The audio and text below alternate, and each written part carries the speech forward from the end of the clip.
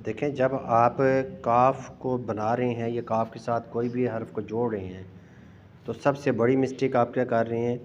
एक तो आप इसको यूँ लिखते हैं जैसे शक लिखा है आपने आपने देखें शीन अलिफ शाह को यहाँ पे जोड़ लिख के तो फिर ऐसे कर दिए, फिर ये साथ मिलाया है, इधर से आने की बजाय आप यूँ मिला रहे हैं। ठीक है, एक तो शीन के दंदाने होने चाहिए छोटे, बिल्कुल छोटे छोटे। ये देखें, इशारा करना है, ऊपर जाएं और एक ही स्ट्रोक के साथ जो ना आपने इसको कंप्लीट करना होता है। ये देखो ऐसे, अगर यहाँ से कश आपने लेके जानी भी है तो इस तरफ नहीं लेके जानी। ये देखिए आप इस तरफ लेके जा रहे हैं तो इसका एंगल कौन सा होना चाहिए, 45 डिग्री का एंगल, ऐसे ऊपर से तिरछा आना चाहिए।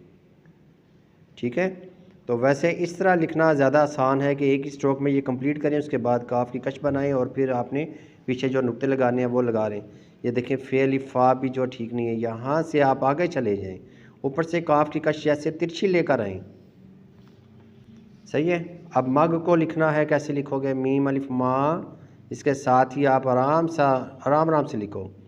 आप बहुत स्पीड से काम कर रहे हो और देखो यहाँ पे काफ की जो कश है ये बहुत छोटी छोटी बना रहे हो, जबकि मैंने कल बताया था कि आपने इसको लंबा बनाना है। लंबी बनेगी तो इसमें खूबसूरती आएगी। ये देखें ना, आप इसको फॉलो करें, ये 45 डिग्री का एंगल पे है, ये देखो तिरछा है।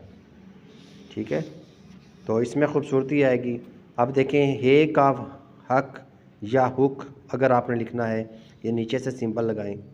तो ये आराम से लिखें, आराम से नहीं लिखेंगे तो फिर काम ख़राब होगा।